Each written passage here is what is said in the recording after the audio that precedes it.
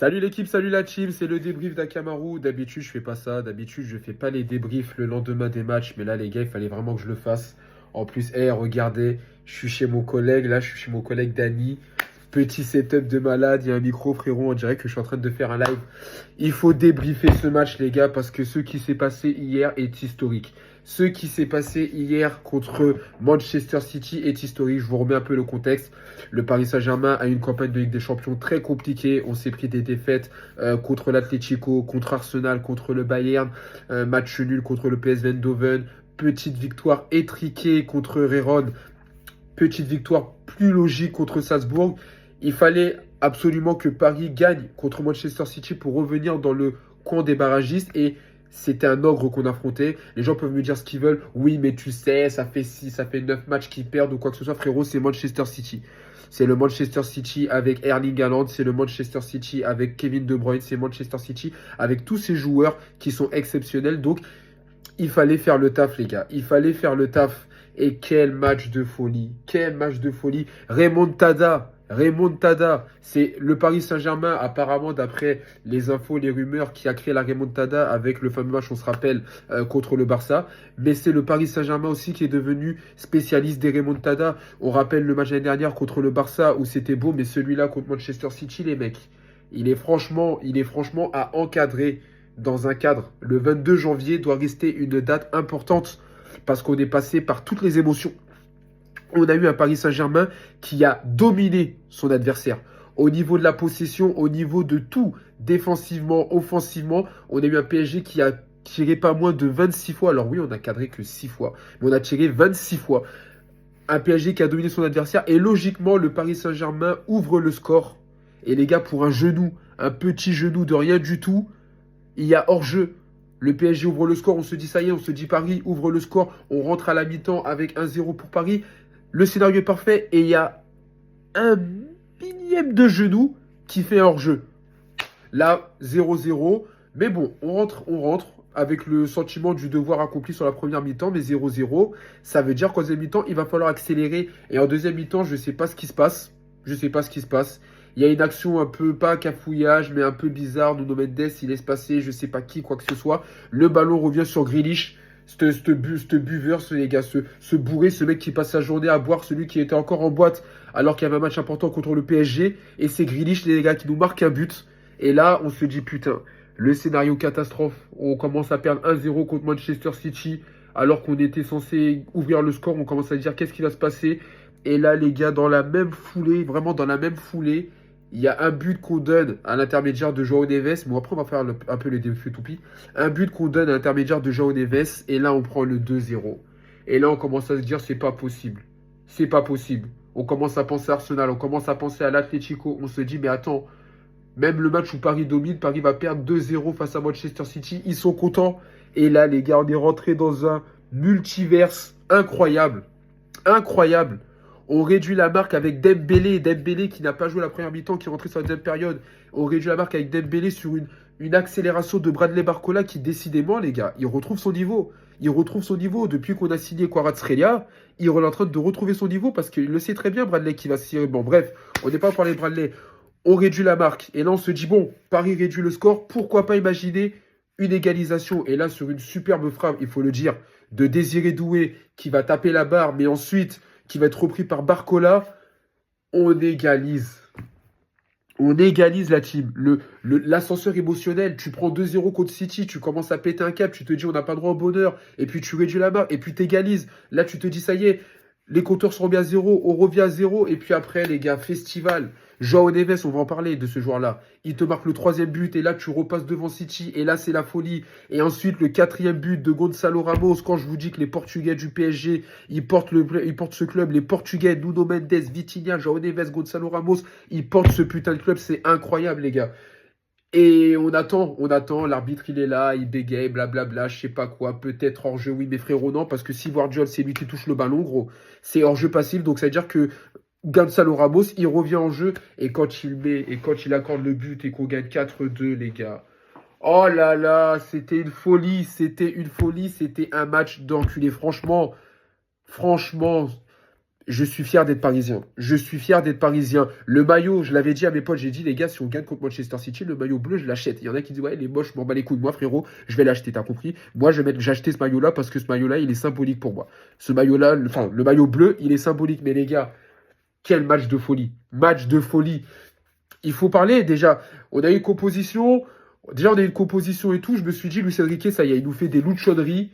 Donnarumma dans les cages, je dis, ah, ok, c'est pas mal. Marquinhos Pacho, logique. Hakimi, Nuno Mendes, ok. Milieu de terrain, moi je le savais. Je le savais. Il y en a qui pensaient que, mais moi je savais que Fabian, il allait être titulaire parce que il aime trop Fabian Ruiz.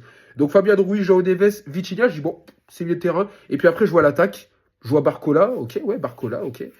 Je vois qui? Je vois Kangigli. Bon, Kangigli, de temps en temps, il est titulaire, ok. Pas de Dembélé, les gars.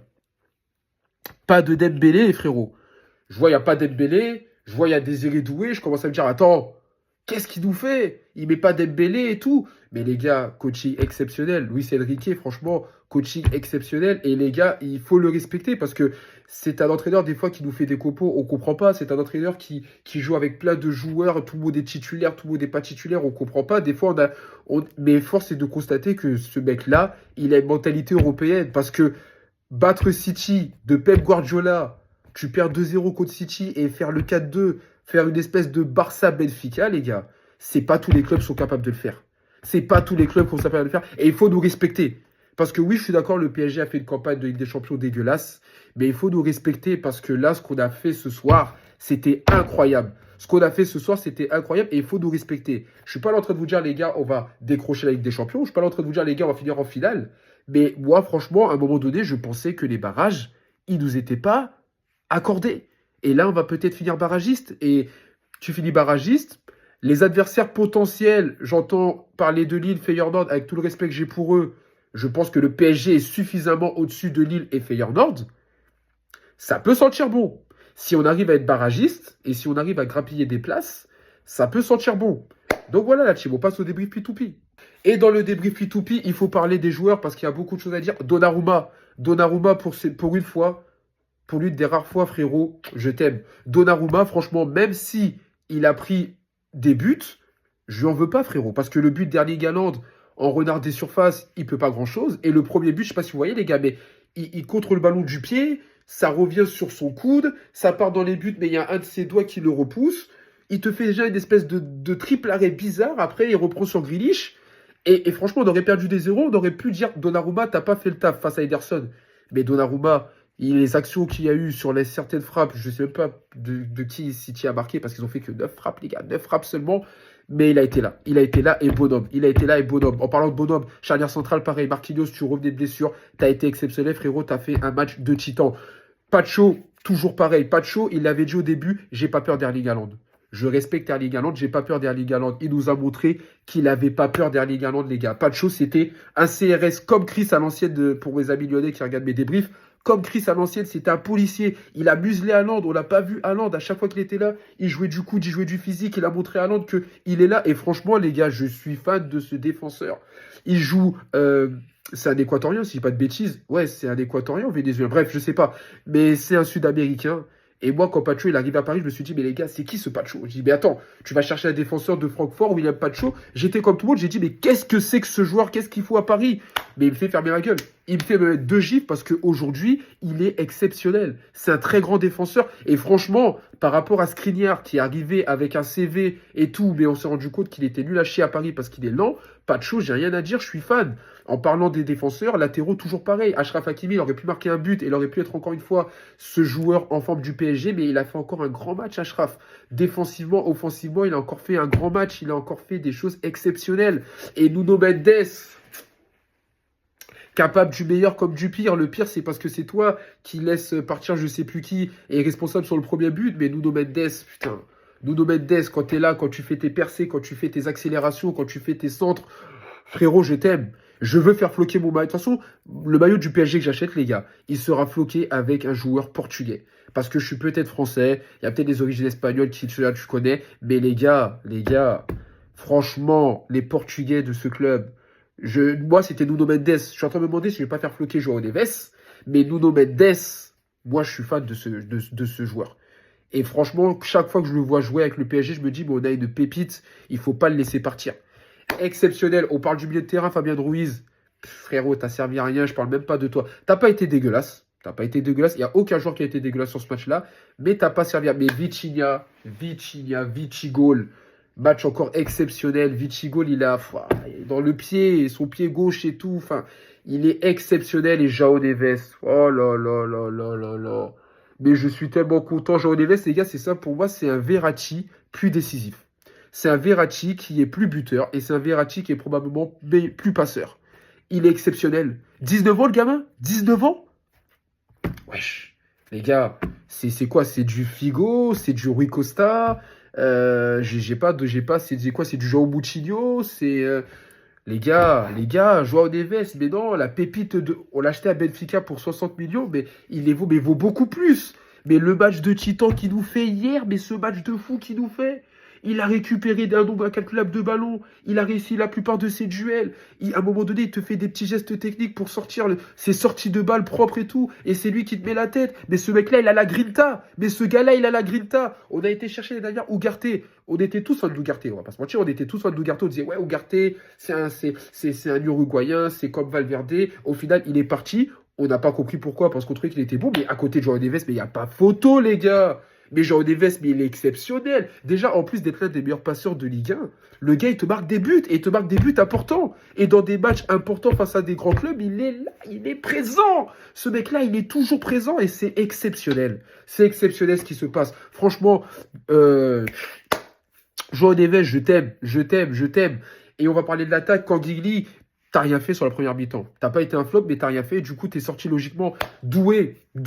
J'ai bien aimé Doué. Alors, il y a des moments où, effectivement, il s'est un peu emmêlé les pinceaux. Mais moi, Doué, je l'appelle le Neymar, pas le Neymar de Wish, mais je l'appelle Wish parce que je trouve que il a des gestes techniques, il a des accélérations. Des fois, ça fait un peu penser à Neymar. Et c'est pas pour rien qu'une fois, il y avait une photo de Neymar qui se mettait un peu comme si c'était le successeur, enfin, comme si Doué était le successeur de Neymar parce que il a du talent, ce gamin. Quand il accélère, la percussion et par rapport à Barcola, il a une espèce de finition dans le dernier geste qui est beau. Sa petite frappe enveloppée qui tape la barre, mais qui aurait pu rentrer pleine lucarne.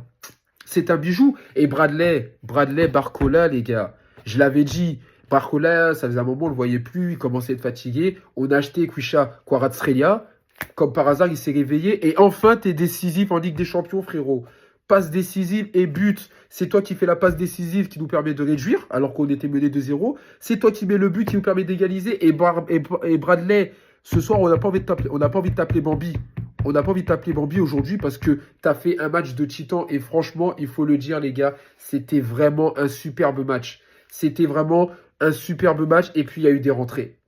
Gonzalo Ramos, Dembélé, Lucas Hernandez, Warren Zaïre-Emery. Donc Warren et Lucas Hernandez ont fait un match correct, j'ai pas vu et tout. Ousmane est rentré, il a apporté ce qu'il n'y avait pas en première mi-temps. Il a apporté tout ce qu'il n'y avait pas en première mi-temps. Il a apporté de la folie. Son petit pont sur Bernardo Silva et la façon dont Bernardo il se relève et dans sa tête il se dit putain, il est bon.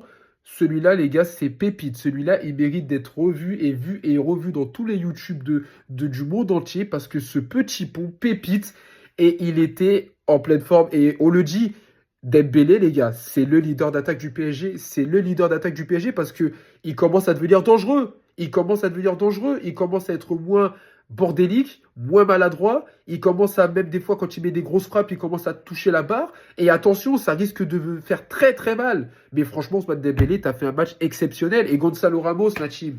Gonzalo Ramos, putain, il a encore marqué son but. On s'est dit, à un moment donné, il était titulaire, il marquait, on était content. Il a été titulaire, il marquait plus, on s'est dit, putain, qu'est-ce qui se passe?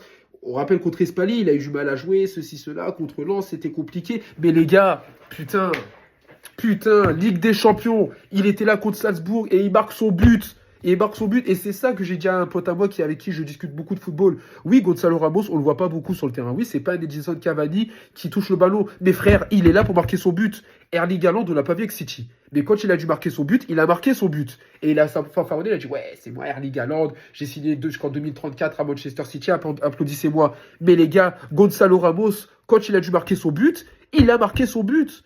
Il a marqué son but et ça fait 4-2. Et je vous parle de 4-2, mais si on doit revenir sur le mini-genou de Mendes, si on doit revenir sur le but de Dembélé hors jeu, et si on doit revenir sur le but de je sais plus qui est hors jeu, les gars, on les a soulevés. Et ça me fait tellement plaisir, je suis content de ce match, la team.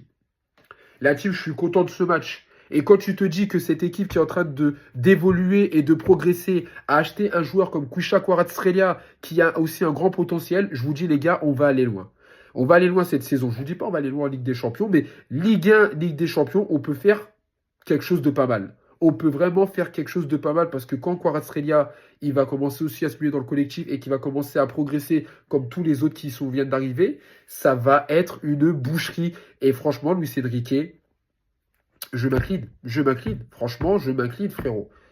Je t'ai pas critiqué. Moi, j'ai toujours dit que j'étais dans le train de Luis Enrique, mais je suis en train de me dire que ce coach-là peut vraiment apporter quelque chose. Il nous a apporté des couilles. Hein, tu vois ces grosses couilles qu'il y a là. Il nous a apporté des couilles. Les couilles qu'on n'avait pas dans les matchs quand on jouait contre les gros, même quand on a joué contre le Bayern et qu'ils nous ont battu 1-0 et qu'on n'a rien foutu. Il nous a apporté des couilles et il l'avait dit. Il a dit l'équipe du PSG que vous allez voir demain va être une très très belle équipe et il est en train de réussir son pari. Donc voilà la team. Ça dure 15 minutes, mais il fallait en parler. Ce match-là était exceptionnel et j'étais obligé de faire un débrief. Même le lendemain, je ne pouvais pas laisser mes potes qui aiment mes débriefs sans ma réaction. Ce match était incroyable. Prenez soin de vous, prenez soin de vos proches. Je le répète, c'est plus important. Il me semble que ce week-end, on s'attrape pour Reims. Il me semble que c'est Reims, si je ne dis pas de bêtises. Et voilà, les gars, peut-être le début de Kwisha Kvaratskhelia. On verra. En tout cas, merci à tous ceux qui me suivent. Merci à ceux qui partagent. Merci à ceux qui like. Merci à ceux qui commentent. Sans vous, je ne serais rien. On en sent.